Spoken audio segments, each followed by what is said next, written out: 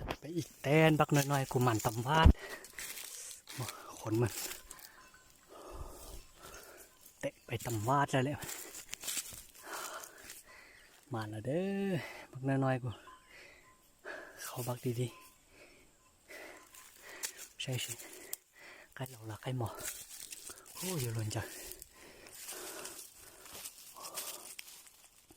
ใกล้หมอซื้อโอ้ยเตะเลยใส่เลยอ้าวความเฮาสุดยอดเลยมึงไงใส่เลย